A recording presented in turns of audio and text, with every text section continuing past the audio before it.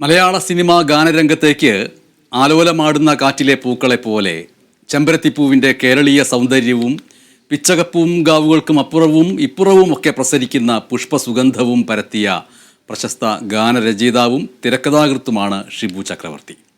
യൗവനത്തിൻ്റെ ഉന്മേഷവും ജീവിതത്തിൻ്റെ പ്രസരിപ്പും വിരഹത്തിൻ്റെ വിദുരതകളുമെല്ലാം സന്നിവേശിപ്പിച്ച എത്രയെങ്കിലും super hit ഗാനങ്ങളുടെ വരികൾ എഴുതിയ പ്രതിഭ. ചെമ്പരത്തിപ്പൂവേ ചൊല്ല് ദേവനെ നീ കണ്ടോ എന്ന് 1986 ശ്യാമ എന്ന ചലച്ചിത്രത്തിന് എഴുതിയ വരികളിലൂടെ മലയാളി പാട്ടിൻ്റെ പ്രദക്ഷിണ വഴിയിലെ വാടാത്ത പൂമരമായി പ്രതിഷ്ഠിച്ച ഗാനരചയിതാവ്. ഇപ്പോൾ സ്വന്തം ജീവിതത്തെയും ഓർമ്മകളെയും അനുഭവങ്ങളെയും എല്ലാം അണിനിരത്തിക്കൊണ്ട് ഷിബു ചക്രവർത്തി ആത്മകഥയ്ക്ക് തുല്യമായ ഒരു പുസ്തകം എഴുതിയിരിക്കുകയാണ്. പുസ്തകത്തിൻ്റെ പേര് പിച്ചകപ്പൂങ്കാവുകൾക്കും അപ്പുറം. ആ പുസ്തകവും എഴുത്തുകാരനുമാണ് തത്സമയം ഇന്ന് നമുക്കൊപ്പമുള്ളത്. സ്വാഗതം പൂക്കളുടെയും കാറ്റിൻ്റെയും ഗായക എന്ന് ഞാൻ ആലങ്കാരികമായിട്ട് വിളിക്കുകയാണ്. സ്വാഗതം ശ്രീ ഷിബു ചക്രവർത്തി. നന്ദി.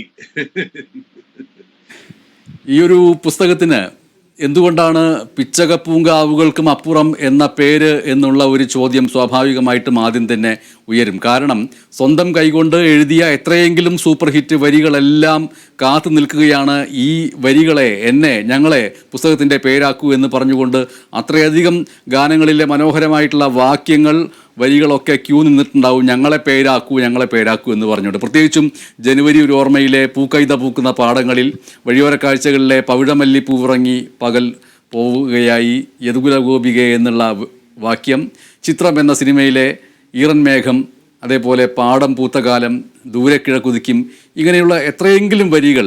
ദിനരാത്രങ്ങളിലെ തിരുനെല്ലിക്കാട് പൂത്തു, മുകുന്ദേട്ട സുമിത്ര വിളിക്കുന്നുവിലെ ഓർമ്മകൾ ഓടിക്കളിക്കുവാനെത്തുന്നു, വന്ദനം സിനിമയിലെ തീരം തേടുമോളം, കവിളിണയിൽ കുങ്കുമമോ, അന്തിപ്പൊൻവെട്ടം, നമ്പർ 20 മദ്രാസ് മെയിലിലെ പിച്ചകപ്പൂങ്കാവുകൾക്കും അപ്പുറം, ധ്രുവം സിനിമയിലെ തുമ്പിപ്പെണ്ണേ വാവ, കറുകവയൽ കുരുവി, തളിർവെറ്റിലയുണ്ടോ, പ്രാഞ്ചിയേട്ടനിലെ കിനാവിലെ ജനാലകൾ, അങ്ങനെ എത്രയെങ്കിലും വരികൾ ഞങ്ങളുടെ വാക്യങ്ങളിൽ, താങ്കൾ തന്നെ എഴുതിയ ഞങ്ങളുടെ വരികളിൽ ഈ പുസ്തകത്തിന് പറ്റിയ പേരുണ്ടല്ലോ, പിന്നെ എന്തുകൊണ്ട് പിച്ചകപ്പൂങ്കാവുകൾക്ക് അപ്പുറം എന്നുള്ള ഒരു അസൂയ കലർന്ന ചോദ്യം താങ്കളുടെ തന്നെ രചനയിലെ വരികൾ ഉയർത്തുന്നുണ്ടാവില്ലേ?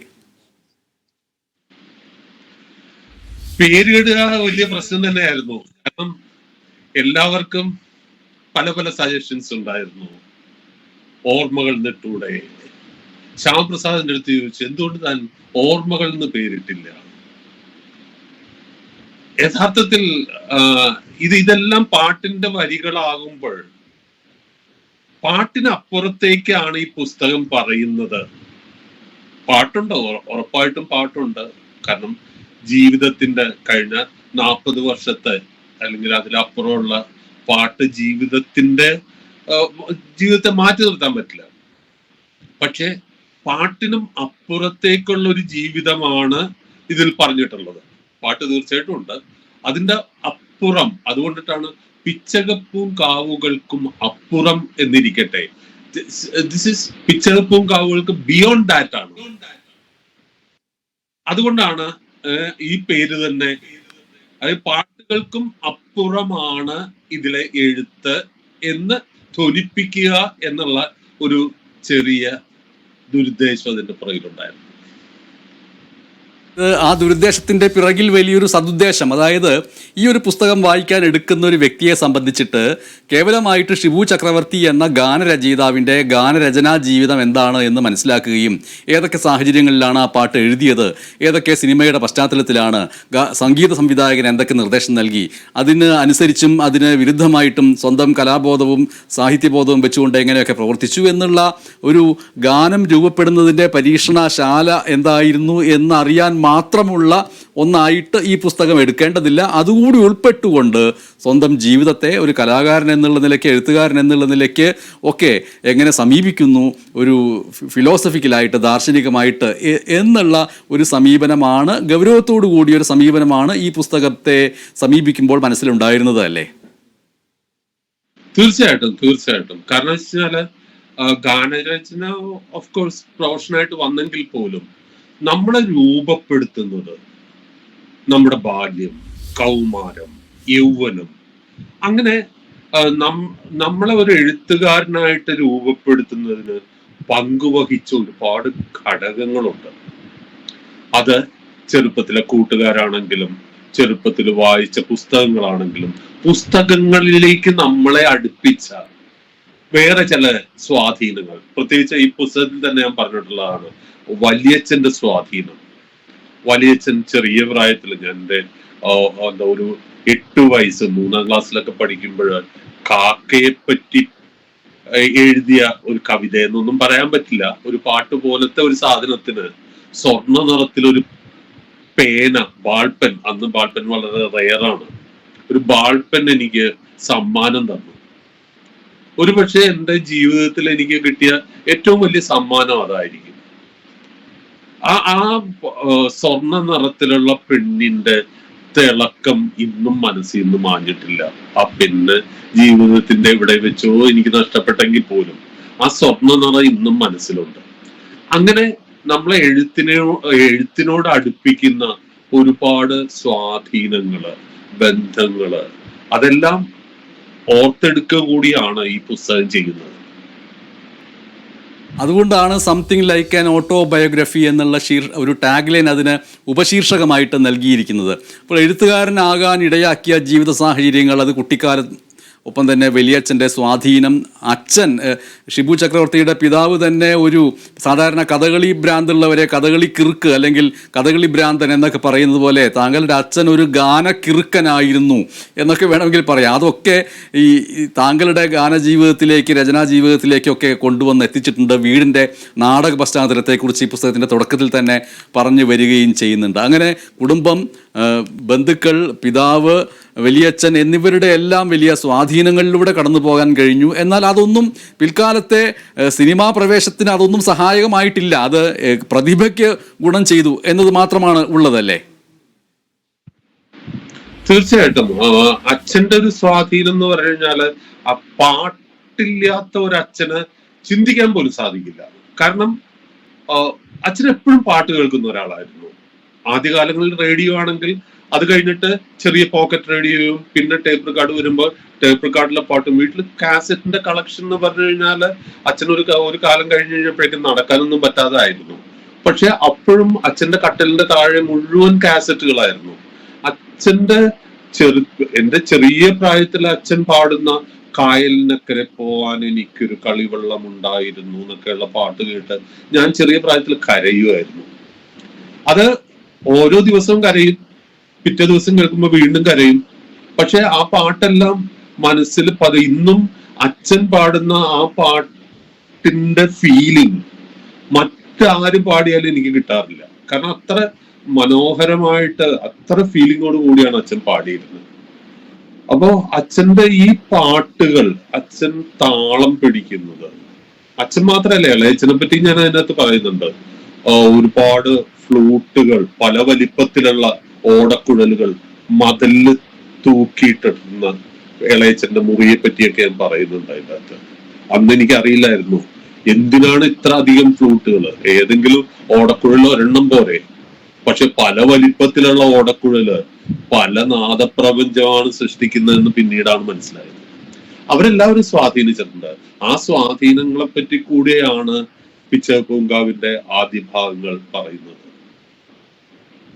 ഗാനങ്ങളൊക്കെ കേൾക്കുമ്പോൾ, അത് റേഡിയോയിൽ നിന്ന് കേൾക്കുമ്പോൾ ആകട്ടെ, അല്ലാതെ തന്നെ ഉറ്റവരുടെ നാവിൽ നിന്ന് കേൾക്കുമ്പോഴൊക്കെയും അതിന് സമാനമായിട്ട് ആ സംഗീതത്തിനൊപ്പിച്ച് മറുവാക്കുകൾ മനസ്സിൽ ഉയർന്നു വരുന്ന ഒരു മനസ്സിനെ കുറിച്ചൊക്കെ കൂടി ഇതിലൂടെ ഇങ്ങനെ പറഞ്ഞു പോകുന്നുണ്ട്. അപ്പോൾ അത് പിൽക്കാലത്ത് അങ്ങനെയാകുമെന്ന് വിചാരിച്ചിട്ടായിരുന്നില്ല അല്ലേ അങ്ങനെ അങ്ങനെ ഒരു മനസ്സിലെ ഒരു തരംഗം ഉണ്ടാവുന്നത്?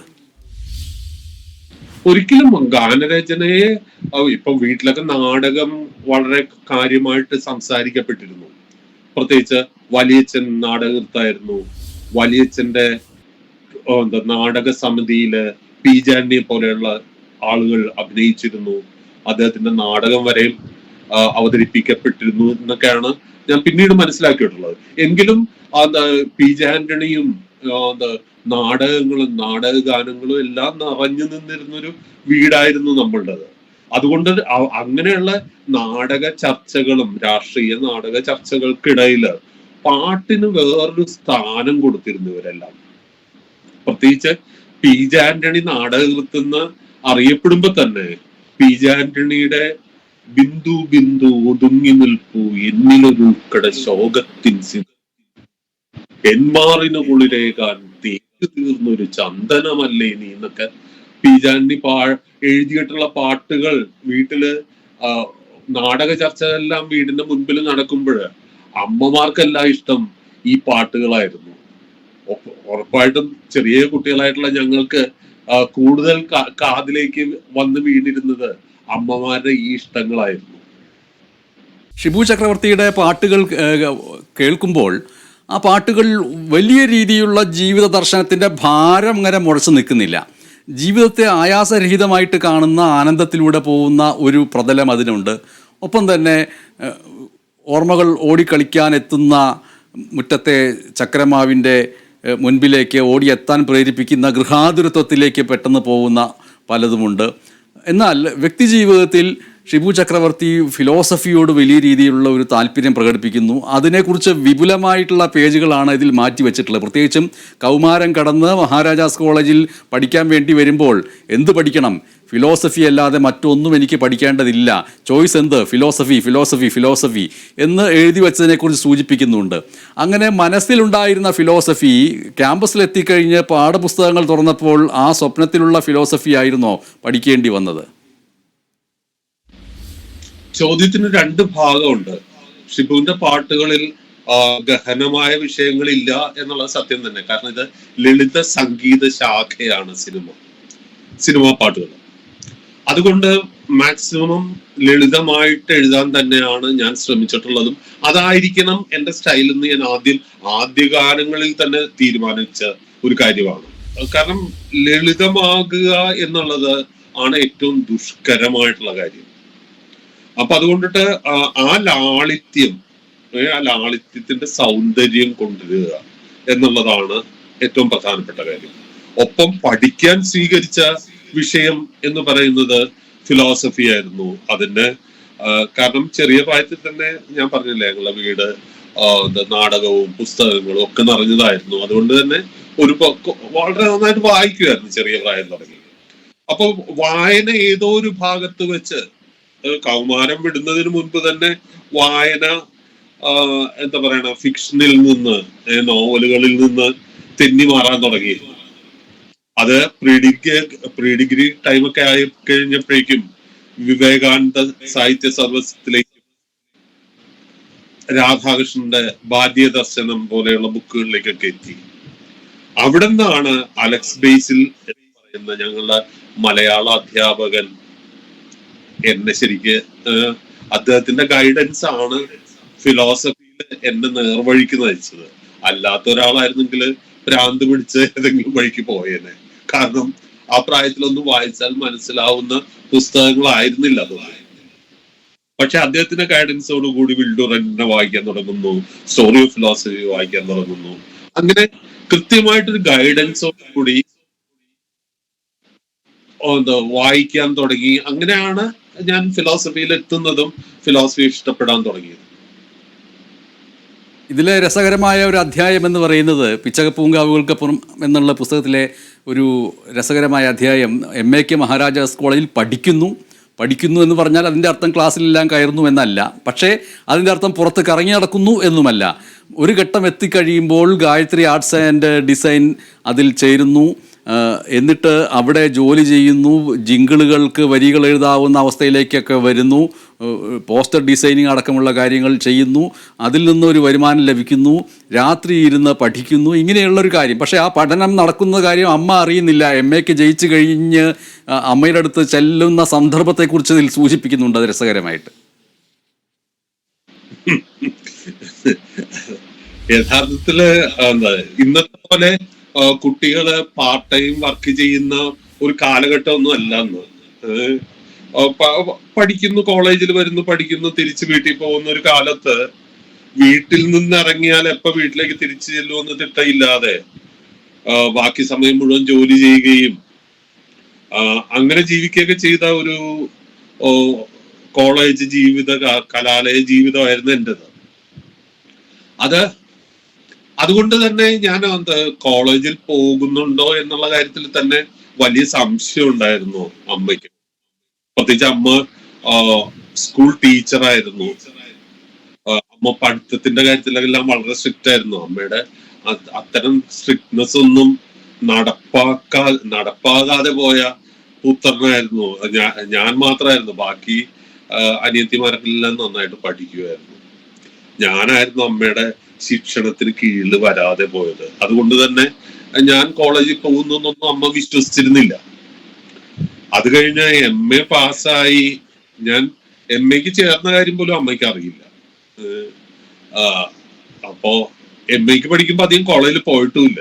എനിക്ക് തോന്നുന്നു അപ്പോഴേക്കും ഗായത്രി ആർട്ടിസ്റ്റ് ആൻഡ് ഡിസൈനേഴ്സ് ഒരുപാട് തിരക്കായി. കാരണം കൂടെ ഇവിടെ പോലെയുള്ള സിനിമകളെല്ലാം കഴിഞ്ഞ് മലയാളത്തിലെ ഏറ്റവും തിരക്കുള്ള ഒരു ഡിസൈനിങ് സിനിമ പരസ്യ സ്ഥാപനമായിട്ട് ഗായത്രി മാറിക്കഴിഞ്ഞിരുന്നു.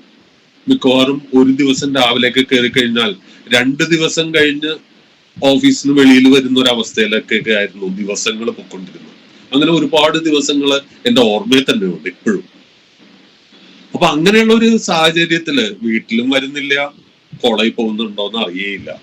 അപ്പോഴാണ് എൻ്റെ ഒരു സുഹൃത്ത് വിളിച്ച് അമ്മയുടെ അടുത്ത് പറഞ്ഞത്, ഞാൻ MA പാസ്സായി, 2nd ക്ലാസ് ഉണ്ടെന്ന് പറഞ്ഞേക്കു അവന്റെ അടുത്ത് എന്ന് അമ്മയുടെ അടുത്ത് ഫോണിൽ പറഞ്ഞപ്പോഴ് അമ്മ അത് രാത്രി ഞാൻ വന്നു കഴിഞ്ഞപ്പോ അമ്മ എൻ്റെ അടുത്ത് ചോദിച്ചു, എന്തിനാണ് ഇങ്ങനെയൊക്കെ നാടകം കളിക്കുന്നത്? അമ്മ അത് പൂർണ്ണമായിട്ടും വിശ്വസിച്ചില്ല.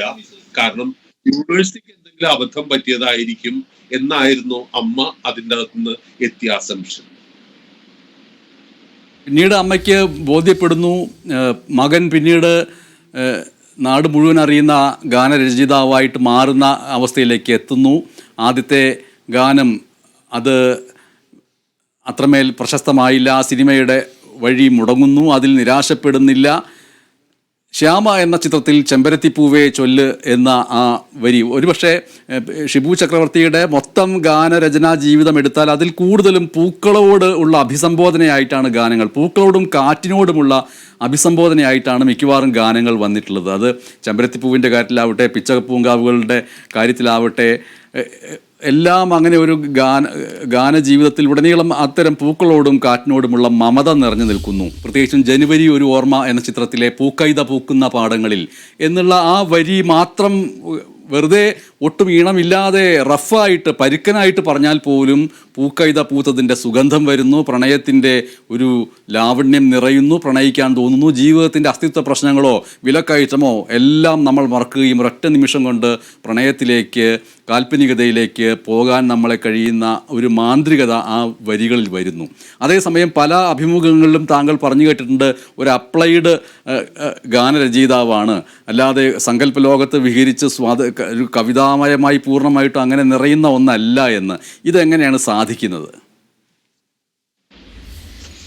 ദിനേശിനെ പറ്റി പറയണമെങ്കിൽ ഒരുപാട് ഡയമണ്ട് ഉണ്ട് ആ ചോദ്യത്തിന്. അതിൽ ഏറ്റവും പ്രധാനപ്പെട്ട കാര്യം എന്ന് പറഞ്ഞു കഴിഞ്ഞാല്, 10-30-40 വർഷം മുൻപ്, 40 വർഷത്തെ ഒരു ചരിത്രം എന്നെടുത്തോളൂ, അത് തുടങ്ങി അടുത്തൊരു 10 വർഷം എഴുതിയേക്കുന്ന പാട്ടുകളാണ് ഇന്ന് നമ്മൾ ഈ സംസാരിച്ചുകൊണ്ടിരിക്കുന്നത്. അന്നത്തെ ഒരു അവസ്ഥയില് 10-40 വർഷത്തിന് ശേഷം ഇത് ആരെങ്കിലും അനലൈസ് ചെയ്യും എന്ന് ഓർത്തിരുന്നെങ്കിൽ കുറച്ചും കൂടി സീരിയസ് ആയിട്ട് ഞാൻ എഴുതിയത്. അതൊരു കാര്യം. അതില് ഏറ്റവും പ്രധാനപ്പെട്ട കാര്യം എന്ന് പറഞ്ഞാല്, ഇന്നത്തെ സീരിയസ് ആയി എഴുതിയാൽ ഇത്രത്തോളം അത് പ്രശസ്തമാകുമായിരുന്നില്ല. സീരിയസ് ആവാത്തതാണ് അതിന്റെ ഗുണം എന്ന് പറയുന്നത്. അല്ല, അതിന് വേറെ ഒരുപാട് ഫാക്ടേഴ്സ് കൂടിയുണ്ട്. ഞങ്ങൾക്കെല്ലാം കിട്ടിയിരുന്ന അങ്ങേറ്റം കൊമേഴ്ഷ്യൽ ഒരിക്കലും ഒരു ആർട്ടിന്റെയോ അങ്ങനെയുള്ള ഒരു പരിവേഷമുള്ള സിനിമകളായിരുന്നില്ല അന്ന് ഞങ്ങളൊന്നും ചെയ്തിരുന്നത്. പ്രത്യേകിച്ച് 2 ഡിവിഷൻ കാര്യമായിട്ട് മലയാള സിനിമയിലുള്ള കാലം കൂടെ ആയിരുന്നു അത്. അതുകൊണ്ടിട്ട് പലപ്പോഴും ഗാനങ്ങൾക്കോ ഗാനരചനയ്ക്കോ കിട്ടിയിരുന്ന ഒരു സ്പേസും സ്വാതന്ത്ര്യത്തിനും സമയത്തിനും ഒക്കെ ലിമിറ്റേഷൻ ഉണ്ടായിരുന്നു. അപ്പൊ ഒട്ടും സമയമില്ലാതെ എഴുതുന്ന, കയ്യിൽ കിട്ടുന്ന എന്ത് ട്യൂണിനും എഴുതുക, ആ എഴുതുന്നതില് ഒന്ന് ആലോചിക്കാൻ പോലും സമയം ഉണ്ടാവാതിരിക്കുക എന്നൊക്കെ പറയുമ്പോൾ അതുകൊണ്ടിട്ടായിരിക്കാം അത് അത്രമാത്രം സ്വാഭാവികമായിട്ട് ഇന്ന് ഫീൽ ചെയ്യുന്നത്. കാരണം അത്ര സ്വാഭാവികമല്ലാതെ, കാരണം അത്ര സ്പീഡിലാണ് അതെല്ലാം ചെയ്തിരുന്നത്.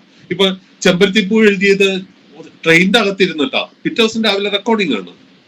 അതുപോലെ പല പാട്ടുകളും, ചിത്രത്തിലെ പാട്ടില് പല പാട്ടുകളും എഴുതിയത് തിയേറ്ററിന്റെ വരാന്തയിൽ ഇരുന്നിട്ടാ, മുത്തശ്ശി കഥയിലെ പാട്ടുകൾ എഴുതിയത് തിയേറ്ററിന്റെ അകത്തിരുന്നിട്ടാ. അപ്പൊ ഇങ്ങനെ പല പാട്ടുകൾക്കും ഒന്ന് ആലോചിക്കാൻ പോലും സമയമില്ലാതെ എഴുതുമ്പോൾ ഏറ്റവും പെട്ടെന്ന് ആദ്യം മനസ്സിൽ വരുന്ന വാക്കുകൾ എന്താണ്? അപ്പൊ എനിക്കെന്ന് പറഞ്ഞു കഴിഞ്ഞാല് ഒരു ഗ്രാമീണ പശ്ചാത്തലമൊന്നും മനസ്സിലില്ലെങ്കിൽ പോലും എനിക്ക് കൃഷിയോടും ഒക്കെ എന്തോ ഒരു താല്പര്യം വായനയിലൂടെയൊക്കെ അറ്റൈൻ ചെയ്തതായിരിക്കാം. ഒരുപക്ഷെ ആദ്യകാലങ്ങളിൽ എഴുതിയ ഓണപ്പാട്ടുകളുടെ സ്വാധീനമായിരിക്കാം. ഒരുപക്ഷെ ആ തരത്തിലുള്ള ഒരുപാട് ഒക്കാബുലറിയും അത്തരത്തിലുള്ള ഒരുപാട് നാടൻ പാട്ടുകളോടുള്ള ഒരു അഭിനിവേശവും മനസ്സിലുണ്ടായിരുന്നു. അതെല്ലാം ആയിരിക്കാം ഈ പൂക്കൈതയെയും മാണിക്യച്ചെമ്പഴുക്കയെയും എല്ലാം എൻ്റെ ഈ എന്താ പറയണ ഒക്കാബുലറിയുടെ ഭാഷ ശേഖരത്തിലേക്ക് എടുത്തു വെക്കാൻ എന്നെ പ്രേരിപ്പിച്ചതും എന്റെ മനസ്സിൽ. ശേഖരത്തെ കുറിച്ച് പറയുമ്പോൾ, ഭാഷാ ശേഖരത്തെ കുറിച്ച് പറയുമ്പോൾ, ഈ പുസ്തകം വായിച്ച ഒരു വായനക്കാരൻ എഴുതിയിട്ട കുറിപ്പ് ഞാൻ വായിക്കുകയുണ്ടായി. താങ്കളുടെ ഫേസ്ബുക്ക് പേജിൽ അദ്ദേഹത്തിൻ്റെ ഒരു കമൻ്റ് ആയിട്ട് ഞാൻ വായിച്ചത്, വാക്കുകൾ മലയാള ഭാഷയുടെ ഏറ്റവും മനോഹരങ്ങളായിട്ടുള്ള, എന്നാൽ നാം പലപ്പോഴും മറന്നുപോയിട്ടുള്ളതോ വംശനാശം വന്നു എന്ന് കരുതപ്പെടുന്നതോ ആയിട്ടുള്ള വാക്കുകളുടെ ഭരണി, അത് കണ്ണിമാങ്ങ ഭരണിയിലിട്ട് സൂക്ഷിക്കുന്നത് പോലെ വാക്കുകൾ താങ്കൾ ഉള്ളിലിട്ട് സൂക്ഷിക്കുകയും അത് ആവശ്യത്തിന് സ്വയമേ അത് വന്നു പോവുകയും ചെയ്യുന്നതിൻ്റെ ഒരു സ്വാഭാവികതയുണ്ട് എന്ന് പറയുന്നുണ്ട്. ഇപ്പോൾ വരാന്തയിലിരുന്ന്, അല്ലെങ്കിൽ ഒരുപക്ഷെ അപ്പുറത്ത് മൂത്രപ്പുരയായിരിക്കാം, അവിടെ ഇരുന്നിട്ടായിരിക്കും താങ്കൾ ഈ പറയുന്ന സുഗന്ധത്തെക്കുറിച്ച് എഴുതുന്നത്. അല്ലെങ്കിൽ ഈ പവിഴമല്ലിപ്പൂവിറങ്ങി പകല് പോകയായി. അപ്പോൾ ഈ പകല് പോകയായി എന്ന് പറയുന്നത് ഒരു സ്വാഭാവികമായിട്ടുള്ള വാക്കാണ്. പക്ഷെ പകല് പോകയായി എന്ന് പറയുമ്പോൾ ആ നിമിഷം തന്നെ അതിൻ്റെ ദൃശ്യം കാണേണ്ടതില്ല, അതിന് യേശുദാസ് പാടിയതാവട്ടെ ആര് പാടിയതാവട്ടെ ആ ശബ്ദം കേൾക്കണമെന്ന് പോലുമില്ല. പകല് പോകയായി എന്ന് പറയുമ്പോൾ ഒരു വിഷാദം അവിടെ നിറയുന്നു. ഇത് എങ്ങനെ സംഭവിക്കുന്നു എന്നുള്ളത് ഇപ്പോൾ ചോദിച്ചാൽ ഉത്തരം പറയാൻ പറ്റില്ല. അത് ഷിബു ചക്രവർത്തിക്ക് പോലും മനസ്സിലാക്കാൻ കഴിയാത്ത മനസ്സിൻ്റെ അകത്ത് ഒരു കാവ്യബോധമുള്ളത് കൊണ്ടാണ്. ഞാൻ കവിയല്ല എന്ന് പലതവണ ആവർത്തിച്ച് ഷിബു ചക്രവർത്തി പറയുന്നുണ്ടെങ്കിലും ആത്യന്തികമായിട്ട് ഒരു കവിത്വം ഇല്ലാതെ ഇതൊന്നും സാധിക്കില്ലല്ലോ. കവിത എന്ന് പറയുന്ന ഒരു കാര്യം എന്ന് വെച്ചാൽ, കവിത എന്താണെന്ന് അറിയാവുന്ന കൊണ്ടിട്ടാണ് ഞാൻ കവി എന്നുള്ളത് ഞാൻ നിഷേധിക്കുന്നത്. കാരണം വെച്ച് കഴിഞ്ഞാല് നമ്മളെ മുൻപില് കവികളായിട്ടുള്ള ON സാറും വയലാറും ഭാസ്കരൻ മാസ്റ്ററും തമ്പി സാറും എല്ലാം നിൽക്കുന്നത് കൊണ്ടിട്ടാണ്, യൂസഫ് അലി കച്ചേരിയെ പോലെയുള്ള റൈറ്റേഴ്സ് നിൽക്കുന്ന കൊണ്ടിട്ടാണ് കൃത്യമായിട്ട് ഞാൻ കവിയല്ല എന്ന് പറയുന്നത്. പക്ഷെ കവിതയുടെ ഇപ്പൊ ഞാനൊരു അപ്ലൈഡ് ആർട്ട് ചെയ്യുമ്പോഴും അതിൻ്റെ അകത്ത് ഒരു എന്താ പറയണ ഒരു പെയിന്റിങ്ങിന്റെ സൗന്ദര്യം വന്നു ചേരുന്നിടത്താണ്, അല്ലെങ്കിൽ അതിന്റെ ഒരു എന്താ പറയുക അതിന്റെ ഒരു കണക്കുണ്ടല്ലോ, ആ കണക്ക് അതിനോട് ഒക്കുമ്പോഴാണ് അത് മനുഷ്യർക്ക് പ്രിയപ്പെട്ടതാവുന്നത്. ഒരു പാട്ട് കവിതയെ പോയി തൊടുമ്പോഴാണ് ആ പാട്ട് മനുഷ്യരെ ഇഷ്ടത്തിന്റെ പട്ടികയിലേക്ക് എടുത്തു വെക്കുന്നത്. അപ്പൊ പാട്ടുകൾ കവിതയെ പോയി തൊടുന്നുണ്ട്, പക്ഷെ ആ തൊടുന്നത് കവിയായിട്ടുള്ള ഷിബു ചക്രവർത്തി ഇതുകൊണ്ടിട്ടല്ല. ആ പ്രോസസ്സാണ് നമ്മൾ പറയുന്നത് അപ്ലൈഡ് ആർട്ട്. കാരണം വെച്ചാല് ആ ഒരു പലപ്പോഴും എന്താ സംഭവിക്കുന്നത്, ഇങ്ങനെ എഴുതുന്ന പല കാര്യങ്ങളും കവിതയുടെ ഗണത്തിൽപ്പെടുകയും അത് മഹത്തരമാണെന്ന് വരുത്തി തീർക്കുകയും ചെയ്യുന്ന ഒരു പ്രവണത ഇവിടെ ഉണ്ടായിരുന്നു. ആ പ്രവണതയ്ക്കെതിരായിട്ട് സംസാരിക്കേണ്ട ആവശ്യം ഉണ്ടായിരുന്നു. കാരണം സിനിമയിലെ എല്ലാ പാട്ടുകളിലും കവിത വേണമെന്നില്ല, അത് ആവശ്യപ്പെടുന്നുമില്ല. ഇപ്പൊ എഗ് ദോത്തി എന്ന് പറഞ്ഞിട്ട് ഇന്ത്യ മുഴുവൻ ഹിറ്റായ പാട്ട്, അതിലെവിടെയാണ് കവിത? ഞാൻ തന്നെ എഴുതിയ ബാഗി ജീൻസും ഷൂസും അണിഞ്ഞ ആ സിറ്റുവേഷൻ അതാണ് ആവശ്യപ്പെടുന്നത്. അപ്പൊ കവിയുടെ കുപ്പായി ഇട്ടിട്ട് നമ്മൾ പലപ്പോഴും ഉത്തരം പറയേണ്ടി വരും. പച്ചമാങ്ങ എഴുതുന്ന ആള് എൻ്റെ അടുത്ത് പലരും ചോദിച്ചിട്ടുണ്ട്, ഓർമ്മകൾ ഓടിക്കളിക്കുവാൻ എഴുതിയ ആളാണോ ഈ പച്ചമാങ്ങ എന്ന് പറയുന്നത്? എന്റെ ഈ സ്റ്റൈലല്ലേ, സ്റ്റൈലിനൊത്ത ഫിഗർ അല്ലേ എന്ന് പറഞ്ഞിട്ട് എഴുതാൻ നിങ്ങൾക്ക് നാണമില്ലായിരുന്നോ എന്നൊക്കെ എൻ്റെ അടുത്ത് ചൂടായിട്ടുള്ള ആൾക്കാരുണ്ട്. പക്ഷെ ആ പടം ആവശ്യപ്പെടുന്ന, ആ സിനിമ ആവശ്യപ്പെടുന്നത് ആ എഴുത്താണ് അവിടെ. അപ്പൊ അവിടെയാണ് നമ്മള് ഈ എന്താ ഈ കവിത്വത്തിനെ നമ്മള് നിഷേധിക്കേണ്ടി വരുന്ന അവിടെയാണ്. ഇവിടെ ഷിബു ചക്രവർത്തിയുടെ മനസ്സ് ഒരു ഗാൻ രചയിതാവ് എന്നുള്ള നിലയിൽ ഏതാണ് എന്ന് പുറത്തെടുത്ത് കാണിക്കുന്ന സംഭാഷണമാണ്. ഈ സംഭാഷണത്തിന് തത്തുല്യമായിട്ടുള്ള വരികളാണ് ഈ പുസ്തകം വായിക്കുമ്പോൾ നമ്മൾക്ക് മനസ്സിലാക്കാൻ കഴിയുന്നത്. ഇതിനോടൊപ്പം തന്നെ മനു അങ്കിൾ, ഓർക്കാപ്പുറത്ത്, അഥർവം, നായർ സാബ് പോലെയുള്ള സിനിമകൾക്ക് തിരക്കഥയും സംഭാഷണവും എഴുതിയിട്ടുള്ളതിൻ്റെ ഒരു ചരിത്രം കൂടി ഈ പുസ്തകത്തിലൂടെ പറഞ്ഞു പോകുന്നുണ്ട്. സാമ്രാജ്യം പോലെയുള്ള സിനിമകൾ, അഭയം, പാർവതി പരിണയം പോലെയുള്ള സിനിമകൾ, ചുരം പോലെയുള്ള സിനിമകൾ, അതിൻ്റെ തിരക്കഥയും സംഭാഷണവും ഒക്കെ ചെയ്തിട്ടുള്ള കാര്യങ്ങൾ. അഥർവം എന്ന സിനിമയിൽ അതിൻ്റെ ഗാനങ്ങൾ എഴുതുമ്പോൾ ഒരു പക്ഷേ കുറച്ചുകൂടി കൂടുതൽ ഫിലോസഫിക്കലായിട്ടുള്ള വരികൾ സ്വയം അറിയാതെ അതിൽ വന്നു ചേർന്നിട്ടില്ലേ? അതെ, അത് പക്ഷെ ഞാനല്ല എഴുതിയതെന്ന് മാത്രം. അത് എഴുതിയത് ONV സാറാണ്. അഥർവത്തിൽ താങ്കളുടെ തിരക്കഥയായിരുന്നു അല്ലേ? കഥ തിരക്കഥയല്ല, എന്റെ തന്നെയാണ്. സംഭാഷണം എന്റെ തന്നെയാണ്. പക്ഷെ അതിന് കുറേയും കൂടി സീരിയസ് ആയിട്ടുള്ള, കാരണം ആ പടം ആവശ്യപ്പെടുന്ന തരത്തിൽ അതിൽ പാട്ട് വേണം എന്നുള്ള ഒരു ആഗ്രഹത്തിന്റെ മുകളില് ONV സാറിനെ വിളിച്ചിട്ടാണ് ഞാൻ അതിലെ പാട്ട് എഴുതിച്ചത്. അതൊരു വളരെ പ്രധാനപ്പെട്ട കാര്യമാണ്. അത് പലർക്കും അറിയുകയുമില്ല. ONV സാർ എഴുതിയതാണ് എന്നറിയാമെങ്കിൽ തന്നെയും അതിലെ കഥയും തിരക്കഥയും എല്ലാം എഴുതിയ ഒരു വ്യക്തി തന്നെ, അത് ഗാനരചയിതാവ് കൂടിയായിട്ടും ഇത് ഞാൻ എഴുതേണ്ടതില്ല എന്നുള്ള തീരുമാനം ഈ പറഞ്ഞ കാര്യം കൊണ്ട് തന്നെയാണല്ലേ? അതെ, ഞാൻ മലയാള സിനിമ ആ കാര്യത്തിൽ എൻ്റെ അടുത്ത് നന്ദിയുള്ളതായിരിക്കണം. കാരണം ആ പാട്ടുകൾ ഒരുപക്ഷെ മലയാള ഗാനശാഖയ്ക്ക് കിട്ടിയ, എക്കാലത്തേക്കും കിട്ടിയ മുതൽക്കൂട്ടാണ്. കാരണം മൃണ്മയ മനോജ്ഞമുടൽ വീണുടയുകില്ലേ, ഉന്മയതിനുള്ളിൽ എരിയുന്ന കടദീപം എന്ന് എഴുതണമെങ്കിൽ അത് ഷിബു ചക്രവർത്തി, അന്നത്തെ ഷിബു ചക്രവർത്തി വിചാരിച്ചു കഴിഞ്ഞാൽ എന്തായാലും എഴുതി ഒപ്പിക്കാൻ പറ്റില്ല. ഈ പുസ്തകം വായിച്ചതിന് ശേഷം പ്രശസ്ത കവിയും നോവലിസ്റ്റുമായിട്ടുള്ള മനോജ് കൂറൂർ എഴുതിയിട്ടുള്ള വരികൾ ഞാൻ പ്രേക്ഷകരുടെ ശ്രദ്ധയിലേക്ക് സൂചിപ്പിക്കുകയാണ്. കലയും ജീവിതവും ഇഴുകിച്ചേർന്ന ഒരു ഉത്സവത്തിൽ എന്ന പോലെ നമുക്ക് ഷിബു ചക്രവർത്തിയുടെ അനുഭവങ്ങളിൽ പങ്കുചേരാം. എന്താണ് ജീവിതം? എല്ലാ തൃഷ്ണകളിൽ നിന്നും ഒഴിഞ്ഞ് സുഖദുഃഖങ്ങളെ ഒരേ മനസ്സോടെ കണ്ട് സ്വന്തം പ്രവൃത്തികളിൽ ഏർപ്പെടുന്നതാണോ? അതോ ഒരു അഗാധ ഗർത്തത്തിൻ്റെ വക്കിൽ നിന്നുള്ള ഉന്മാദ നൃത്തമാണോ? ജീവിതത്തെ കലയും കലയെ ജീവിതവുമാക്കുന്ന ഒരാളുടെ സർഗാത്മകതയുടെ പൂർണ്ണത ഈ പുസ്തകത്തിൽ കാണാം എന്നുള്ള നിലയ്ക്കാണ് മനോജ് കുറൂർ എഴുതിയിരിക്കുന്നത്. ടെൽബ്രെയിൻ ബുക്സാണ് ഈ പുസ്തകം പ്രസിദ്ധീകരിച്ചിരിക്കുന്നത്. 399 രൂപയാണ് ഈ പുസ്തകത്തിൻ്റെ വില. ഷിബു ചക്രവർത്തി ഈ നിമിഷങ്ങളിൽ എന്തു ചെയ്യുന്നു എന്ന് ചോദിച്ചാൽ, ഇപ്പോൾ ഇറങ്ങിയിരിക്കുന്ന സമകാലികമായിട്ടുള്ള എല്ലാ ഫിക്ഷൻ നോവലുകളിലൂടെയും അദ്ദേഹത്തിൻ്റെ മനസ്സും കണ്ണും പോയിക്കൊണ്ടിരിക്കുന്നു. ഈ കഴിഞ്ഞ നാളുകളിൽ പുരസ്കാരങ്ങൾ നേടിയിട്ടുള്ള മത്യാസ് അടക്കമുള്ള പുസ്തകങ്ങൾ അടക്കമുള്ളവ വായിക്കുന്നു. ആ വായനയെക്കുറിച്ച് പറഞ്ഞുകൊണ്ട് നമ്മൾക്ക് ഈ സംഭാഷണം അവസാനിപ്പിക്കാമെന്ന് കരുതുന്നു. ചുരുങ്ങിയ വാക്കുകളിൽ ശ്രീ ഷിബു ചക്രവർത്തി. അല്ല, വായന നമ്മൾ എപ്പോഴും കറണ്ട് ആയിട്ട് കീപ്പ് ചെയ്യുന്നതാണ്. കാരണം മലയാളത്തിൽ ഇറങ്ങുന്ന എല്ലാ പുസ്തകങ്ങളും വായിക്കുക ഒരു മനുഷ്യ സാധ്യമായിട്ടുള്ള കാര്യമല്ല. എങ്കിൽ പോലും പ്രധാനപ്പെട്ട ബുക്കുകളെല്ലാം തന്നെ നമ്മൾ കടന്നു പോകുന്നുണ്ട്. അതിപ്പോ ആത്രേയകമായാലും എന്താ പറയണ ഈ പറയുന്ന ഇരിച്ചൽക്കാപ്പ്, ദെൻ ഈ DC അവാർഡ് കിട്ടിയ 3 പുസ്തകവും വായിച്ചു കഴിഞ്ഞിട്ടുണ്ട്. അതുപോലെ ഷാജികുമാറിന്റെ ബുക്ക് വായിച്ചു കഴിഞ്ഞു, പ്രിമിറ്റീവ്സിന്റെ ഇതിഹാസം വായിച്ചു. അങ്ങനെ എല്ലാം കഴിയുന്നത്ര ബുക്കുകൾ ഞാൻ വായിച്ചു പോകാറുണ്ട്. അത് വേറൊന്നുമല്ല, ലിറ്ററേച്ചർ നമ്മള് നമ്മുടെ ചുറ്റുപാടും സംഭവിക്കുന്ന സാംസ്കാരിക രംഗത്താണെങ്കിലും സാഹിത്യ രംഗത്താണെന്ന് സംഭവിക്കുന്ന കാര്യങ്ങളെല്ലാം നമ്മൾ അവെയർ ആയിരിക്കണം എന്നുള്ള ഒരു പ്രധാനപ്പെട്ട ഒരു കാര്യമുണ്ട്. ആ അവയർനെസ് തീർച്ചയായിട്ടും അതിപ്പോ എക്കാലത്ത് ഞാൻ അങ്ങനെയൊക്കെ തന്നെ ആയിരുന്നു. അതാത് കാലത്തുണ്ടാവുന്ന എല്ലാ കാര്യങ്ങളും. ഇപ്പൊ മഹാരാജി പഠിക്കുമ്പോ ബാലേന്ദ്രൻ ചുള്ളിക്കാട് കവിത പബ്ലിഷ് ചെയ്തിട്ടില്ല. പബ്ലിഷ് ചെയ്യുന്നതിന് മുമ്പ് ആ എന്താ കവിത വായിച്ചിട്ടുള്ള ആൾക്കാരാണ് ഞങ്ങള്.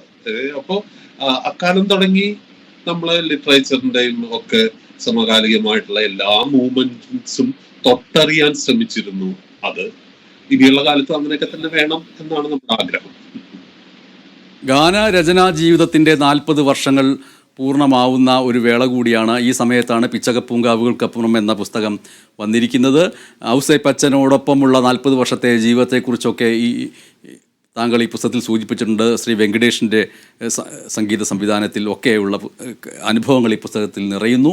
ഈ പുസ്തകം പിച്ചകപ്പൂങ്കാവുകൾക്കും അപ്പുറം മലയാള ചലച്ചിത്ര ഗാന ലോകത്തിൻ്റെ ഒരു പ്രത്യേക കാലഘട്ടത്തിൻ്റെ ചരിത്രം കൂടി ഉൾപ്പെടുന്നു. ഒപ്പം ഒരു കലാകാരന് ഏത് രീതിയിലാണ് മലയാള സിനിമയുടെ വളരെ വർണ്ണാഭമായിട്ടുള്ള മേഖലയിലേക്ക് സ്വന്തം അധ്വാനത്തിലൂടെ എങ്ങനെ വരാൻ കഴിഞ്ഞു എന്നതിൻ്റെ ചരിത്രം കൂടി ഈ പുസ്തകത്തിൽ ഉൾച്ചേർന്നിരിക്കുന്നു എന്നതും വളരെ പ്രധാനപ്പെട്ടതാണ്. അതിനുശേഷവും തൻ്റെ കലാജീവിതം അദ്ദേഹം തുടർന്നുകൊണ്ടേയിരിക്കുന്നു. അതിന് തുടർച്ചകളുണ്ട്. ഏറ്റവും ഒടുവിൽ ബെസ്റ്റി എന്നുള്ള സിനിമയിലെ ഗാനവും കൂടി അദ്ദേഹത്തിൻ്റേതായിട്ടുണ്ട്. ശ്രീ ഷിബു ചക്രവർത്തി, വളരെ സന്തോഷം, നന്ദി ഈ നിമിഷങ്ങളിൽ പുസ്തക പൂമുഖത്തിൽ സംസാരിച്ചത്. വളരെ സന്തോഷം, വളരെ സന്തോഷം മനീഷ്.